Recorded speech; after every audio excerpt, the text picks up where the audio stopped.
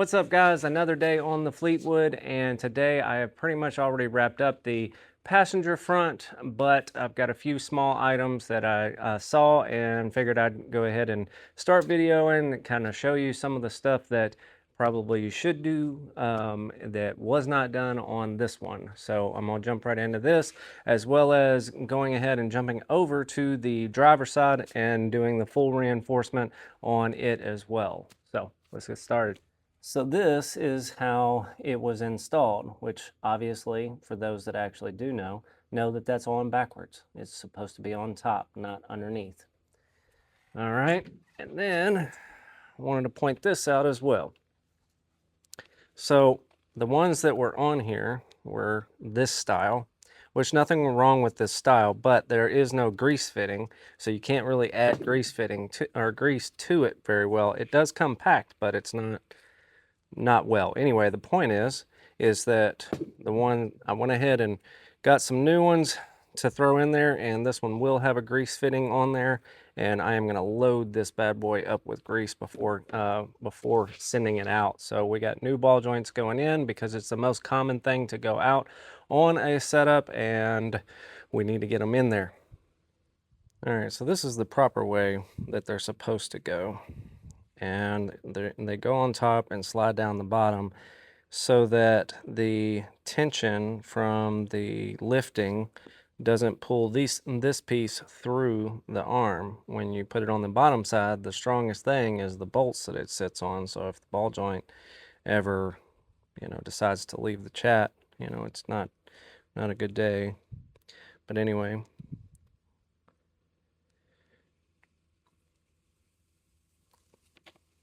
I don't think I can do anything right today. This is fun. All right, so this is the way that it goes. And I put my bolts in from the bottom side or the top side just because I know that it is difficult to do this when it's in the car already. And if these do come loose, and I put a little bit of Loctite on here, the blue kind, because eventually these will have to come back out. So don't want them to be completely unremovable. But the reason why you put it on top is so that this piece pulls against the actual arm, so this isn't coming undone. When it's on the bottom side, you got it holding on just by the bolts, and it's not exactly a good way of going about it. It needs to be done this way, and also this draws it up to the bottom of the ball joint where it gets snug right in here.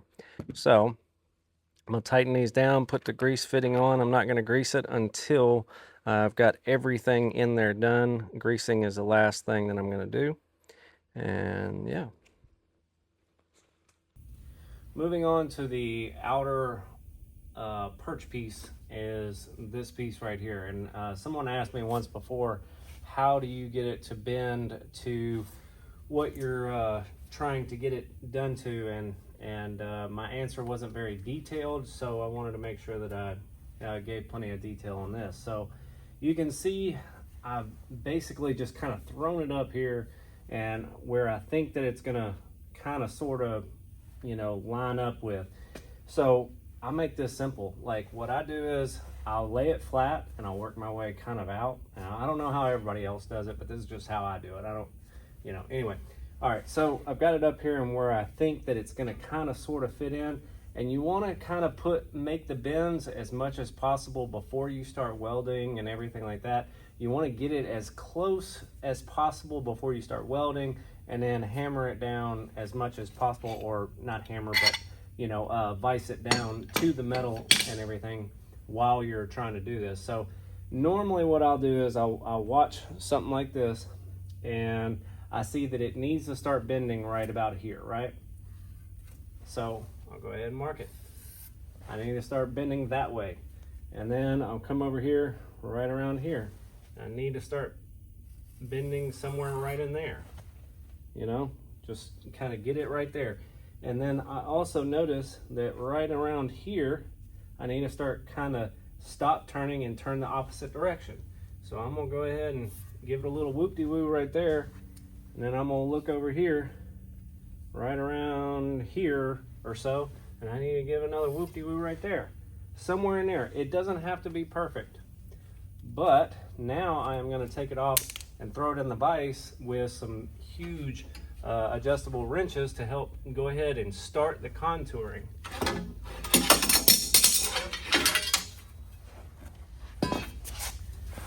All right, so I got my piece, and I know that this, I'm going to start at the end here, but I have to also know which direction it needs to start whoop-de-wooing to.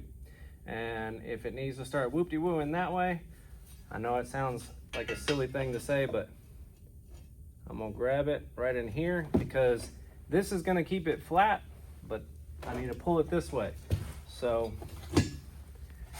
I know this is kind of a goofy way of doing this, but it's the only way I can get a lot of leverage. I'm old, you know, and just give it a little tug, little tug. All right, I got me a little whoop-de-whoop in there. And let's see here. So the next one, this one was to go this direction. So again, I'm gonna line it up best I can. Again, it does not have to be perfect. Line it up.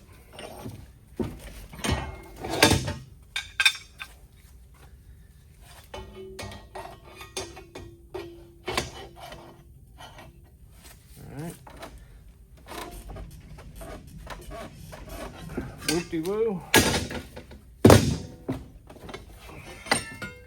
All right, somewhere in there. And then this next one is supposed to go this direction. So put it somewhere like this. Somewhere in there. Like I said, it does not have to be perfect. You just want to go ahead and get the bend started.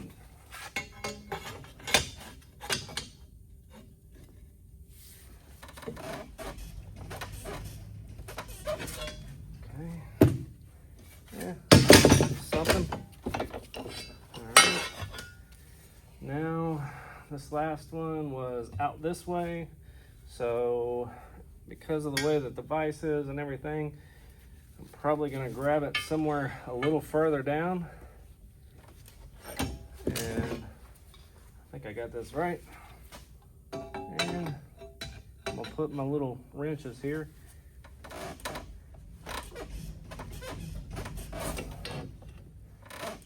All right.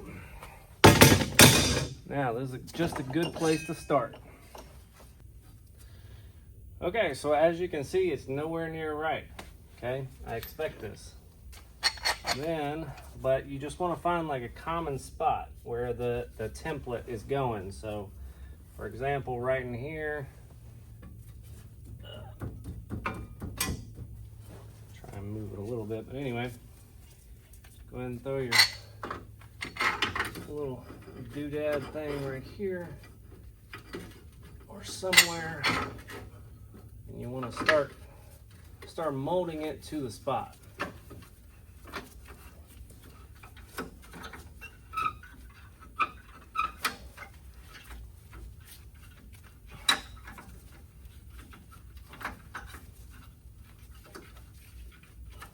Now, I have no intention of welding this the way that it is.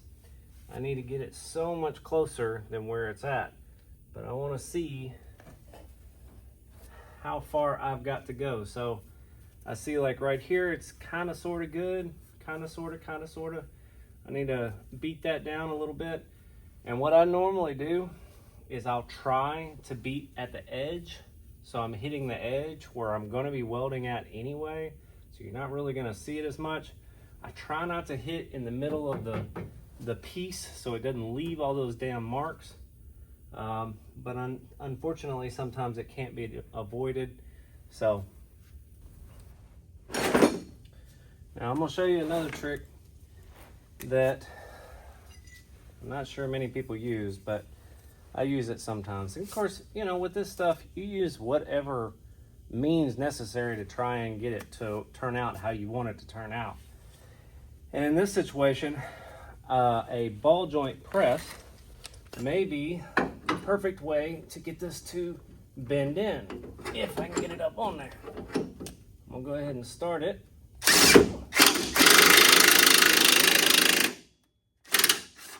All right, see how I left the marks on the plate there? That's why I've got this secondary plate, because it will scar that shit to pieces. And you want to get it up on there, and then throw you a plate that can take the abuse. All right, here we go.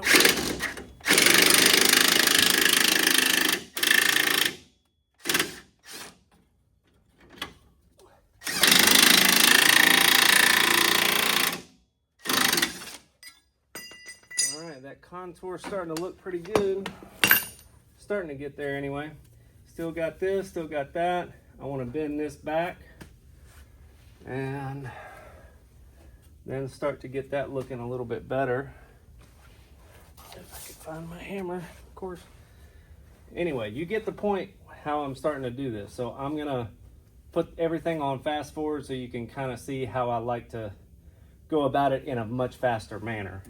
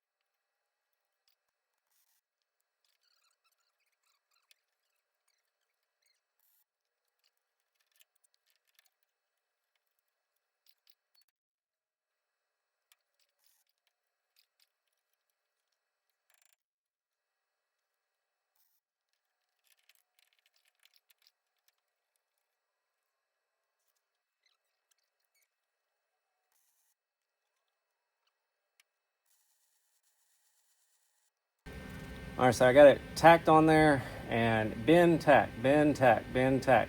Just kind of go with that flow to kind of bend it out. And then once you got it all done, it's time to go to town.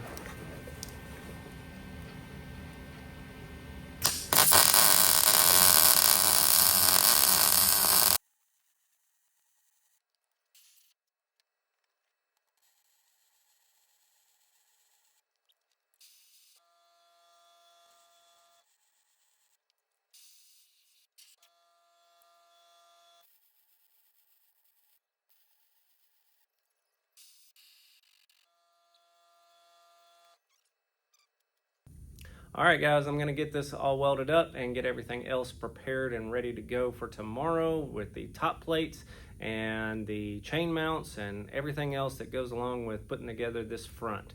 Also, I'm gonna have to sleeve this side as well as the other side. I've already sleeved the other side on the caliper because the caliper hole is too big, and had to sleeve it to make it work right. So anyway, make sure that you like, comment, and subscribe to the channel, and pay attention to tomorrow's video on some more detailed work on this Fleetwood.